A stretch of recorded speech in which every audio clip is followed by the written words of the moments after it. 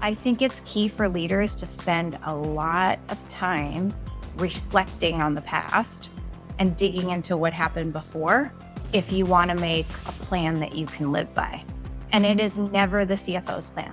It ultimately is you as a functional leader. Like, you're going to have to show up and say you hit it or didn't. This is Revenue Makers, the podcast by 6 Sense, investigating successful revenue strategies that pushed companies ahead. Adam, tell the folks at home who we get to put in the hot seat today. Well, this will be a fun one. Our guest today is the CRO of 6 Sense, Latané Conant. Aside from being the CRO, she is the best-selling author of No Forms, No Spam, No Cold Calls, founder of the CMO Coffee Talk, a community of almost 3,000 CMOs who we meet weekly, and she also happens to be our boss. Oh, well, there you go. I can't wait for this convo. We're going to be going deep into buying behaviors, macroeconomic conditions, and why it is getting harder and harder to create and close pipeline. Basically, something that we at 6 Sense call B2B inflation. It's a real thing, and we'll talk about how we quantify it and how we've changed our go-to-market motion at 6 Sense to adapt. Let's get started. Welcome to Revenue Makers. Thanks so much for joining us. Today, we've got an exciting topic, a topic that is very widespread and is probably impacting every one of you. It's about B2B inflation. And we have Latané Conant, the Chief Revenue Officer of 6 Sense, here to talk about B2B inflation, what it is, why it's important for businesses to understand how it's influencing every area of their operations. So welcome, Latané. Thanks so much for joining us. Thanks. Tell us a bit about yourself. I'm so excited to be here. I'm with two of my favorite people, Simon and Adam. Like, let's go. I don't want to get interviewed. I want to interview y'all. I always learn from y'all. She's going to go off book. Going off book. I'm going off book. First question, Lat. First question. Yes, Latané Conant, Chief Revenue Officer of 6 Sense. And what that means is I get to work with Simon and Adam on market. They're both leaders in our marketing function, or as we like to call it, our market function.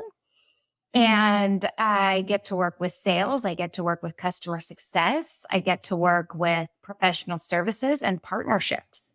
So it's really about unifying the entire revenue team here at 6 Sense. That's kind of important. Stop it. Yeah, that whole unification, it is kind of important. You know, I think that for teams, once you get to a certain scale, it becomes really challenging. And we definitely felt that here at 6 Sense because we went from a platform that really had one persona and a pretty identified ideal customer profile to a company that had multiple products, multiple personas, competing in multiple categories, and multiple geographies, and multiple verticals. And quickly, you can't, go down the hall and chat with somebody and fix the problem, right? And so we needed, more structure. We needed alignment around processes and analytics and all that good stuff. And so that's kind of what I'm working on doing here across the amazing B2B revenue team at 6 Sense. Nice. So B2B inflation, I think this is a new term. I don't know if could we say this is your term? I'm not sure if you were the original. I think we go with yes. it. I think Lat the invented inventor it. of you didn't invent inflation. Otherwise we'd have to kick you off now. So what is it? Like, how would you define it? B2B inflation at a super high level? Well, I used to go to Trader Joe's and it was hard to spend about $100, $120. Now I go in there and all of a sudden it's $200, $250, and it's the same stuff, right? It's the, buffalo chicken dip and It's good. And the organic yogurt and a couple other things. I mean, it's the same stuff. And, my salary is the same. And that kind of sucks. And I think around the world, we're experiencing that same level of frustration. The paycheck just doesn't go as far. And so now let's look at B2B and B2B revenue generation. Maybe you're one of the few anomalies that has unlimited budget and is getting tons more budget for sales and marketing, but most of us don't operate in that environment. It's always do more with less or do more with the same, or even if you get more, it's still less more to the growth targets. Like there's an inherent efficiency that's always expected as you grow. So same paycheck, maybe less paycheck. We go to Trader Joe's, and for us, what does it take to win and retain a customer? And we start to look at what it takes to win and retain a customer. And when you look at every touch point and you start to dissect, I don't know if you really want to do this because it starts to get sad, but we do it. And we look and we see, okay, well, how many touches in a cadence does it take to get someone to take a meeting? 20% more. How many people do we need to connect with to get a meeting? 30% more. Okay, well, maybe it's easier to win a deal though. Well, let's look. When it comes to actually win a deal, buying teams are exponentially bigger. And we all feel this, right? It's like, where did this chief procurement officer guy come from? We didn't see him in the last 5 years, but he's having a real moment. CFO's having a moment. CIO's having a moment. And so all of a sudden the buying teams are exponentially bigger. And it takes a lot more work to get those contacts engaged. Actually, one of the things that we do here, which maybe you guys have talked about, is we bring all of our won deals back into 6sense so that we can see, what did it take this quarter to win a deal? Was it easier? Was it harder? And it's more personas. It's more website visits. It's more engagement touches. It's all of those things to win the same size deal.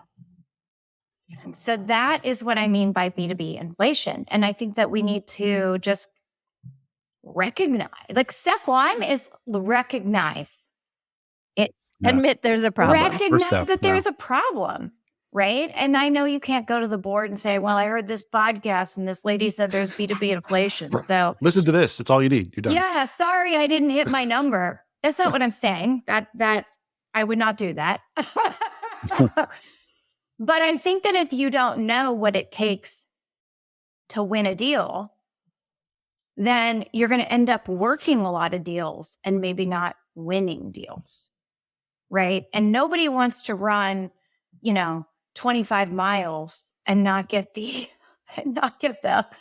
trophy or the lanyard for running the marathon. And so I think just understanding is step one. And then step two, and kind of goes back to I don't want to work deals, I want to win deals, is you might have to be more prioritized in the number of opties you work to make sure you sad, really but win then it. you just made me less sad because you brought it back up a little bit. So that's good.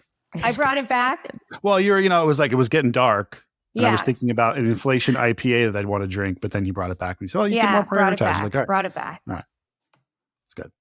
So 6sense has obviously been doing research, talking about how buyer behavior is changing, right? We've been at the forefront of the account-based experience, but you spoke a lot about data and baselining and understanding what good looks like, right? Understanding, of course, it's taking more people, it's taking more touches, it just takes more to win deals and to retain customers. How do you address B2B inflation then, given that, budgets are flat, headcount is flat or down? I mean, there's so many limitations to what we can do.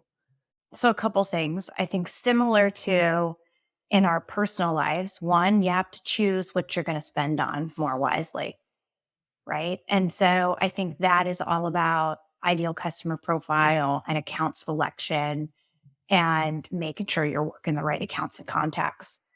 Because again, you want to put your precious resources against what is most likely to convert. Those opties that are in market, those opties that are ready for a conversation. So you're not wasting, you want to eliminate waste however possible. And maybe in a past environment, there was more room in the budget to have waste, but I would argue now there really isn't. So I think that's step one. Or the other thing is, I think really understanding the winning patterns. Because if you understand the winning patterns, then you can say, well, let's make sure we're doing those versus the things that, maybe don't work. And, once you've chosen your store, maybe you go generic instead of branded. Back to this, I'm really like, this metaphor is getting kind of old, but I'm going with it. I'm going with it. But, being choosy, it's starting with like, what are the big places that I'm going to spend? And so those to me are the accounts and contacts, and really refining that and getting really good at that. And then second is like, okay, now when we do work on an opportunity, how do we make sure we work it the right way and we do the things that we know to be the most successful? And so I talk about like choreographing winning. And you think about a dance and, a bunch of random people doing random stuff is a mob. It's not a dance. Have you seen us dance? Yeah. We are more of a mob. We are. There are videos Mosh out there. pit, pick it. But what we want is everybody doing their piece at the right time. And when you study what success looks like, then all of a sudden what everyone's piece looks like. And so I'll give you an example. We have a pretty big outbound motion here at 6 Sense, given we're enterprise, upper enterprise, and strategic. So it's pretty common to have a robust outbound motion.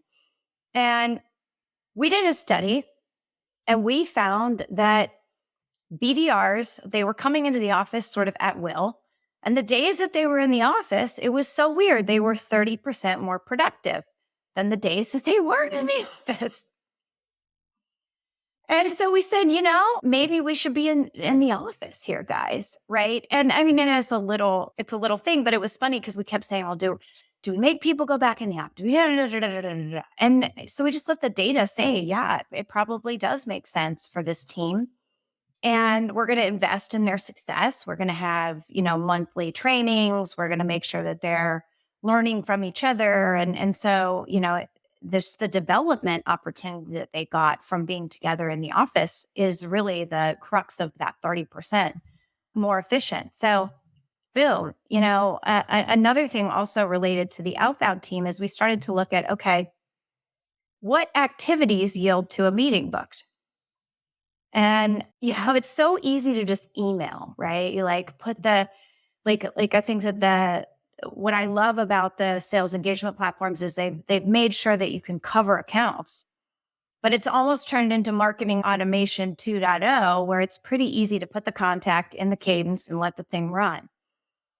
And I don't want to say maybe that had been happening. I mean, we do a lot around inspecting and making sure that there's personalization and blah, blah, blah, blah, blah. But when we looked at the data, what created a meeting was a phone call, a conversation. You have a conversation with someone. It's so weird. That's how you get meetings. So we said, well, maybe we should email a lot less so that they can spend a lot more time on the phone. And that's been a real game changer for us as well. We've had our top quarter for pipeline generation. Same team. We haven't grown the team just from those two things, changing Amazing. behavior. Okay.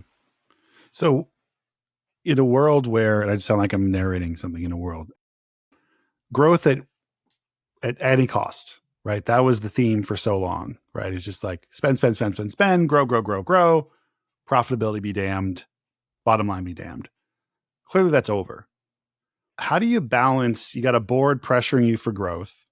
You got a business that's in flux, and you've got this inflation world happening, this B2B inflation. Like, how do you meet somewhere in the middle on healthy growth, expectations, kind of in a world where the dollars are so much less, everything is more just inflation, like you said? Like, how do you somehow come to the middle on all that? So I think a couple things. One is, I am bullish on generative AI, and we've seen firsthand that the power of generative AI. A good micro experiment for us was on our content team. And this as well as I do, Adam. We have a big growth number. And what's a big correlation to growing? Content coverage, getting people to your website, covering more keywords. I just said that we went to 2 new verticals, new countries, and we have a whole new suite of products. That's a lot of content coverage. But we haven't hired one additional writer. What we have done is purchase the writer solution, which is generative AI. And I think we were all a little skeptical at first, but I think as leaders, you have to you almost have to force change at first, right? It's always going to be harder at first. And it was kind of harder at first, but we're finding, and it's not a magic box. It's not, it's never going to replace our team, but it's a great way for them to quickly edit, quickly revision, quickly, convert blogs of a company that we acquired to our brand and our voice. And so it's just like this huge efficiency tool. So why wouldn't we go all in on that? And so I think you have to look at your business and your body of work and say, how do we reimagine this work? And AI is a bit, if you're not kind of curious and figuring that out, what a miss. We just found, again, back to waste, you don't want to waste on the wrong accounts and contacts, but you also don't want to waste work that's already been done, right? So and everybody, if you look at your funnel, there's leaky buckets, right? We call it the dead zone, right? When you get a meeting, you think everything's great, or you go to an event, you have a great dinner, everyone's cheersing and high-fiving, and the wine is flowing, and then nothing, right? And we all know that, right? And so generative AI, we have a product called conversational email that helps us keep that money that we've already invested alive. Get that next 5-10%. For us, it's 10% of our pipeline now that we probably would have just given up on. And what a miss, right? So how do we pick those things up off of the floor and make sure that they're getting worked? So that's been another kind of really game changer for us. And y'all know this because we've worked together for a while. We have never been growth at all cost. We actually stopped hiring a while ago. Not because our CFO told us to, but I think that there's a mentality that starts to creep in that this isn't my job, or if I just had more people, or, and I hate that. I value scrappy. I don't care how big we get. There's something to the scrappy marketer. And it forces creativity and it forces commitment. I really want to do this, and I'm going to make a business case for it. And I'm going to prove that this is a better investment than something else, and we've always stack ranked our programs based on ROI, every quarter. We spend a lot of money on something. Let's make sure something good happened. And it's not always source pipeline. It might be retention. We just had our breakthrough customer event, which is our biggest chunk of change. I mean, we lay down a lot for that. But guess what? When you have 100% renewal rate for people that attend and you get, over 400 accounts there, I'll do that. I'll do that investment any day. Yeah. Right. But that scrappy mentality, I don't know, you got to hire to that. You got to build that. You got to create a culture and reward people who operate that way. And I think when you do that, the other things like people curious about using generative AI, it all starts with that, right? And then the last thing I would say is I talk about BHAGs, set bold, audacious, crazy goals. And not everything can have a bold, audacious, crazy goal.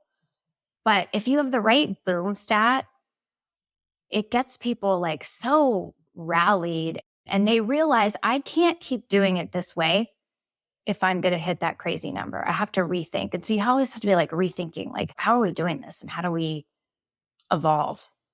Totally. Love it. Love it. So obviously you gave, use cases for AI to help scale both on the marketing side as well as on the sales side.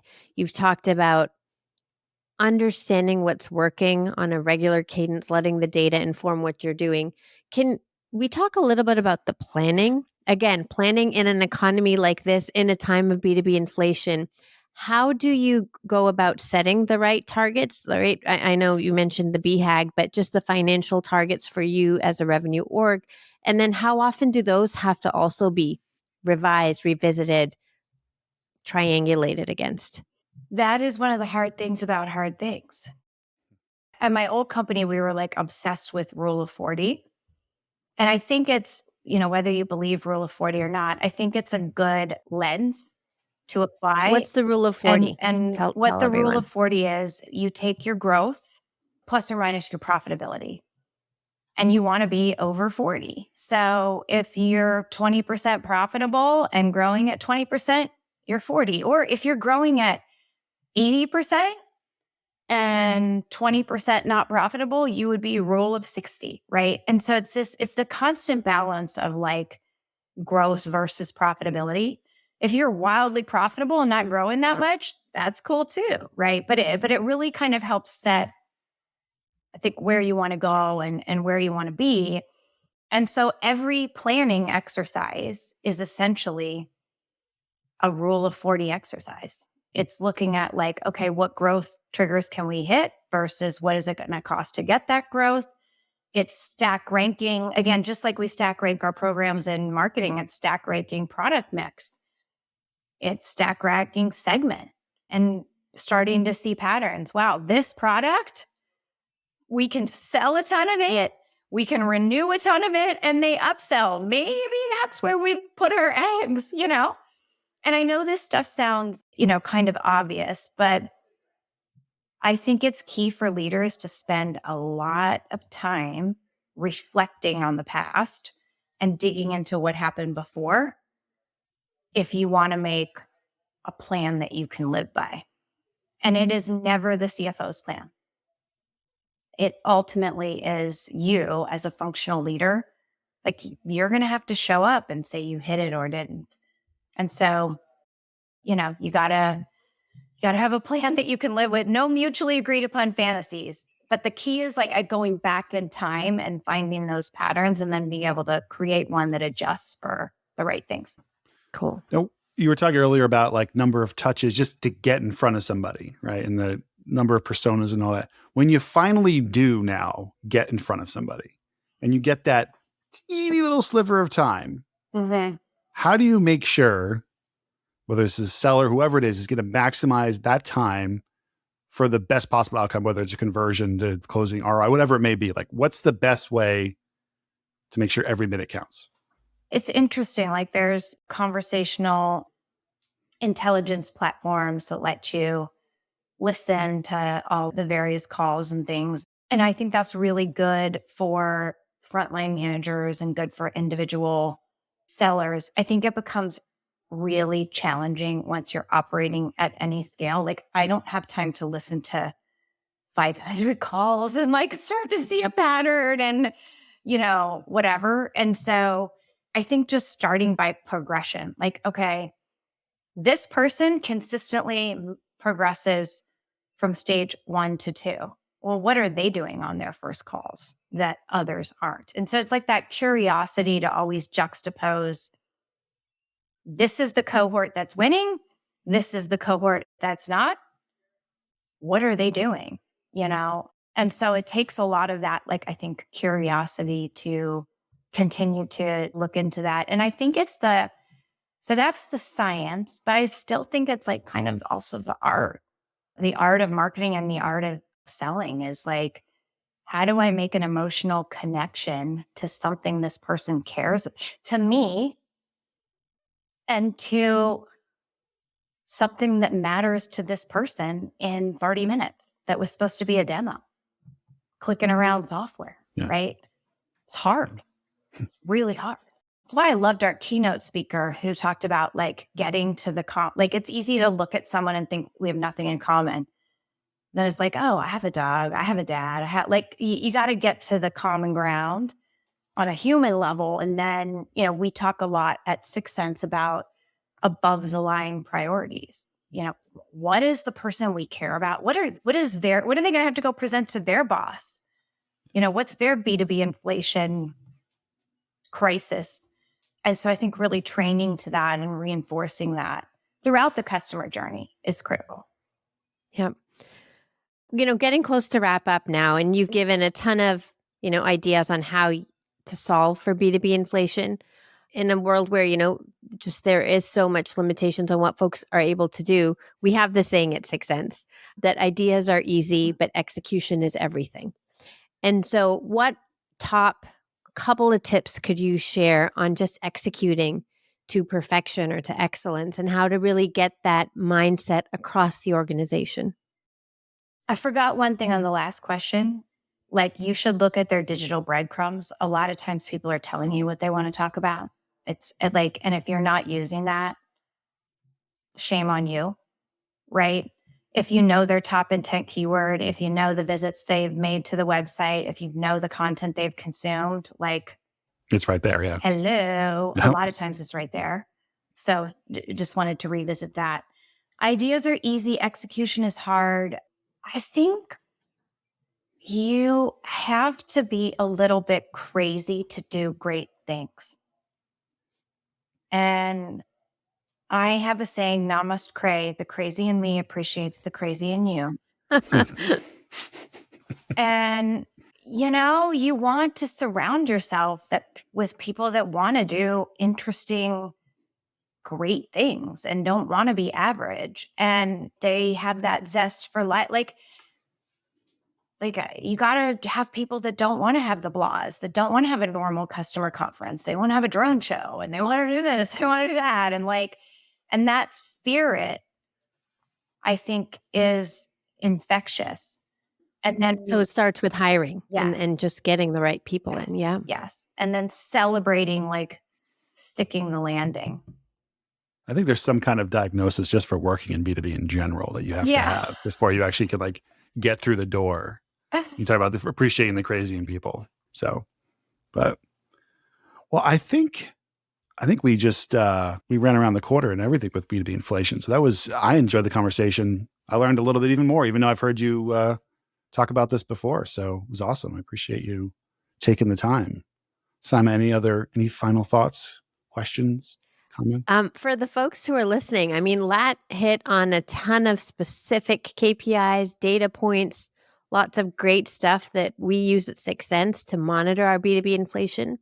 If you are interested in learning more about them, we have a community called Rev City where we've got how-tos and posts and screenshots about how we do all of it. So we'll get the link in here for you guys and feel free to check it out. Definitely check it out, and always fun to hang with you guys. Let's do it again soon. Absolutely. Thanks so much. You've been listening to Revenue Makers. Do you have a revenue project you were asked to execute that had wild success? Share your story with us at 6cents.com/revenue. We might just ask you to come on the show. And if you don't want to miss the next episode, be sure to follow along on your favorite podcast app.